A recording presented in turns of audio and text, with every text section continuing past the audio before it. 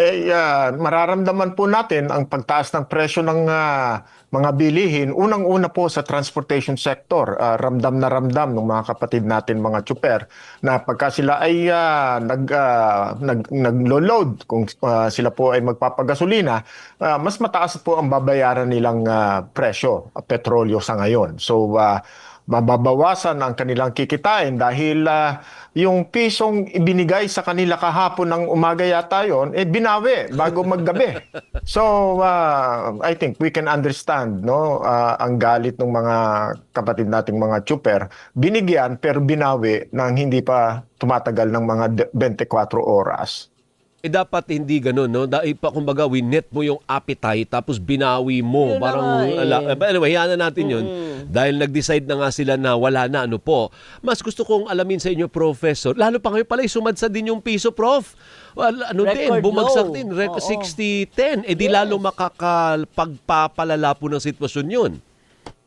Tama po kayo. Kumbaga, sabi nila double whammy o kaya ay dobleng dagok sa mga mamamayan sa pagtaas ng presyo. So ngayon, tingnan natin na tumaas ang presyo ng petrolyo sa merkado pero bumaba naman ang halaga ng piso na pambili natin ng petrolyo. Kaya po, mas mataas pa kaysa po doon sa prevailing prices sa world market ang magiging kahulugan niyan para po sa ating mga mamamayan.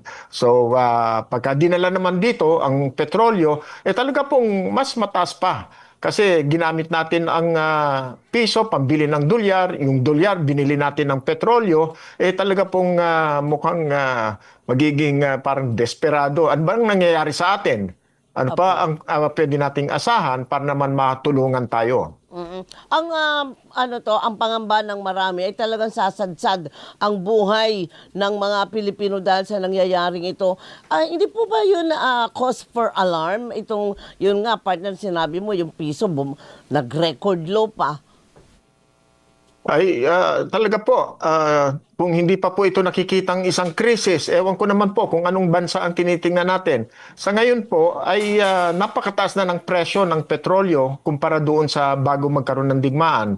At ikumpara pa rin natin yan, dalhin natin po yung statistics na ibinigay sa atin ng Philippine Statistics Authority nung mga nakaraang linggo. Ang atin pong unemployment ay tumaas. About 2.9 million Filipinos ay walang trabaho. So, ibig sabihin yan, yung mga walang trabaho, mahirap naman payuhan na magtipid kayo. Wala po silang matitipid kasi wala po silang kinikita. At kapag ka po tumaas ang unemployment noong wala pa yung gera, lalo pa pong tataas ito ngayon.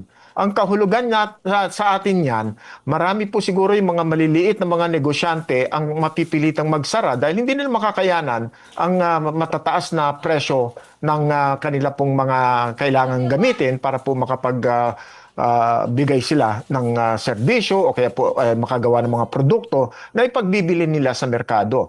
Maraming maaring magbawas ng kanilang mga empleyado o kaya po ay magsara ang mga maliliit na negosyanteng ito. Sa kabuuan po, ang ating ekonomiya ay nanganganib na patuloy na sumadsad.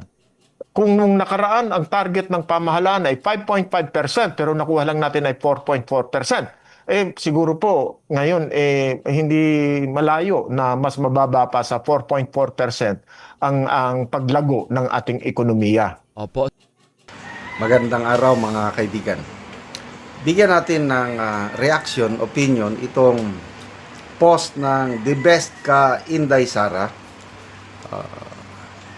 Sultan ng Brunei nag-alok ng murang langis sa karatig bansa pero hindi sinali ang Pilipinas.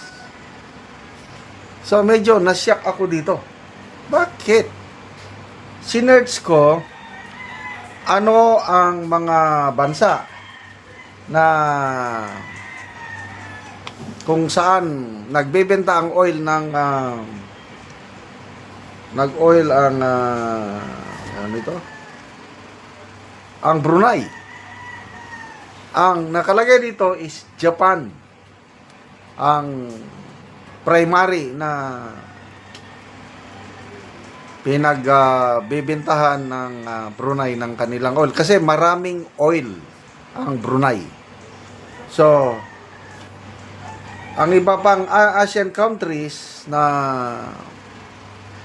inoferan niya pagbenta ng oil ay ano ito? Singapore, Malaysia, China, South Korea, India, and Australia. So, bakit hindi kasama ang Pilipinas?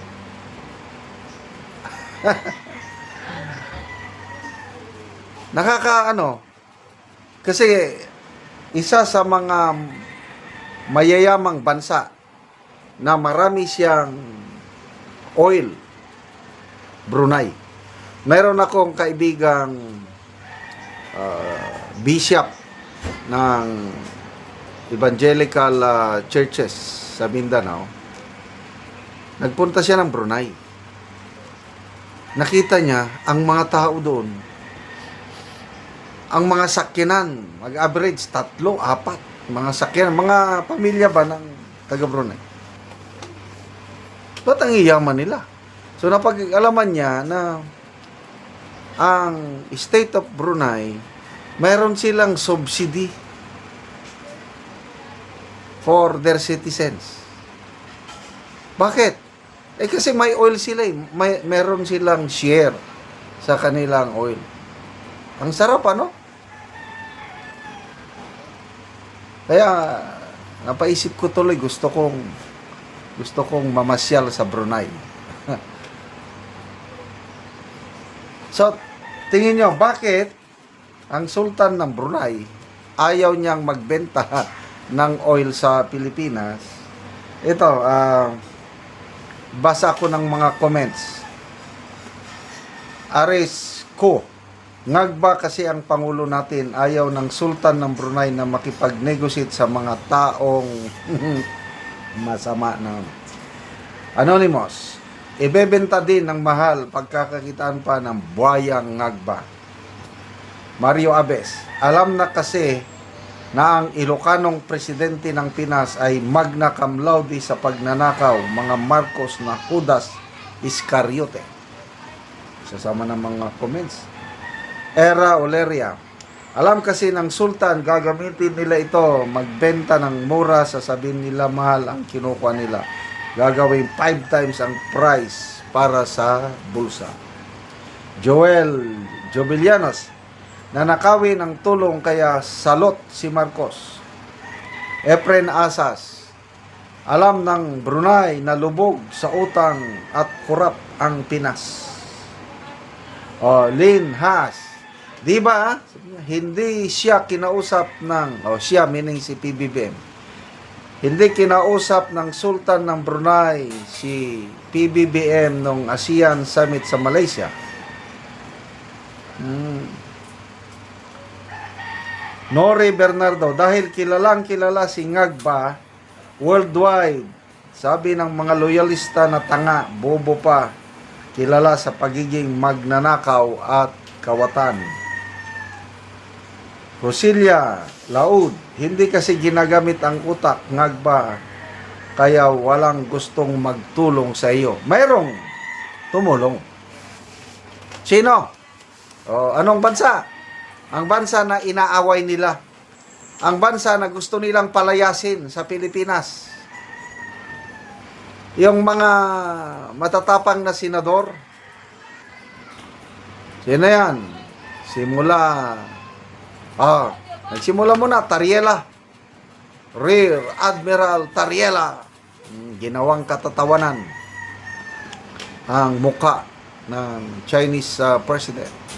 Tapos, sinuportahan naman ni Senator Hontiveros, Kiko Pangilinan, Erwin Tulfo, layas! Tapos, itong si Soto, gustong ideklara na persona non grata ang Chinese diplomat. Ano ngayon? Oras ng kagapitan. Sino ang handang tumulong sa Pilipinas? Ang China.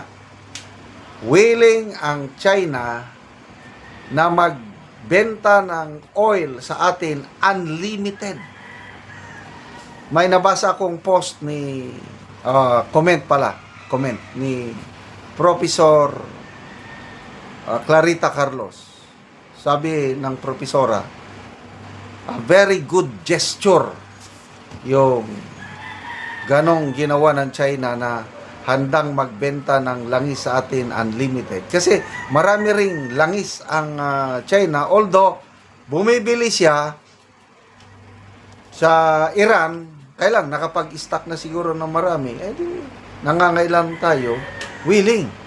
Noon pa lang 1970s, ganyan na naman ang ginawa ng China. Kasi ang pinakagrabe na oil crisis sa buong mundo nangyari noong 1970s. May isip na ako noon, matandaanan ko na,